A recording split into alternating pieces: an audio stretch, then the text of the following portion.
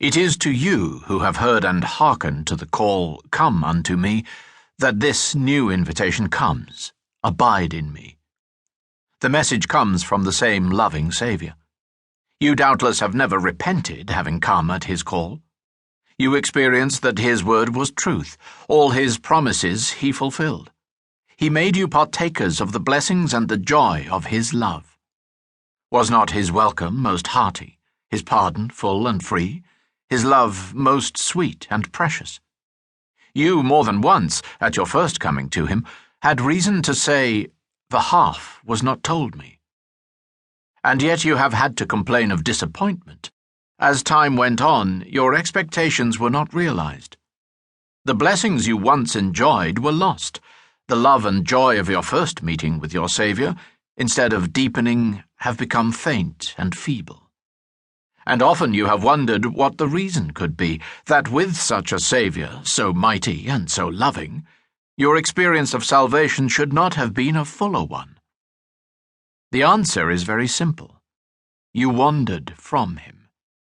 The blessings he bestows are all connected with his "Come to me," and are only to be enjoyed in close fellowship with himself.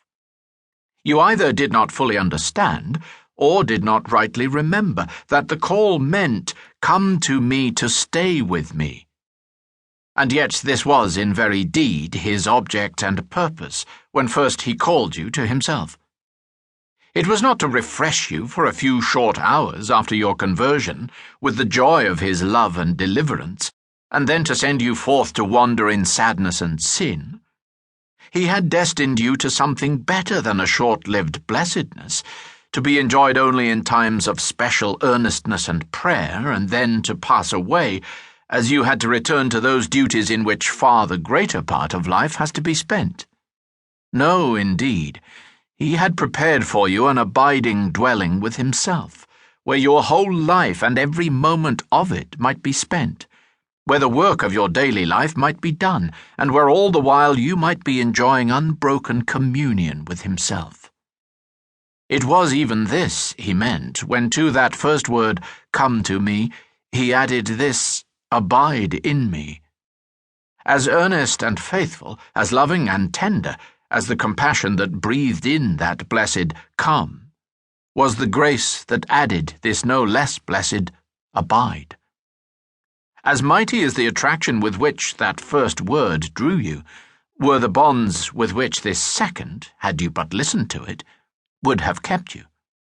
And as great as were the blessings with which that coming was rewarded, so large, yea, and much greater, were the treasures to which that abiding would have given you access.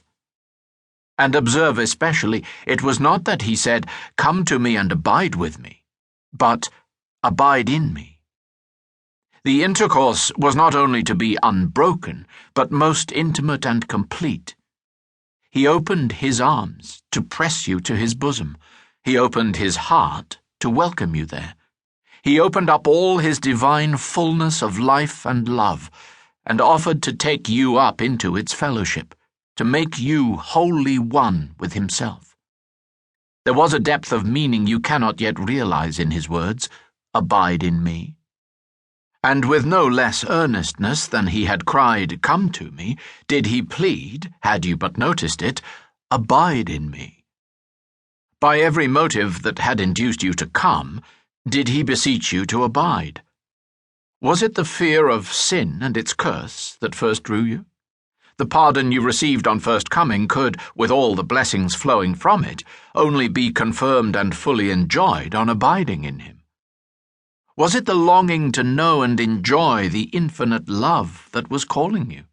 The first coming gave but single drops to taste.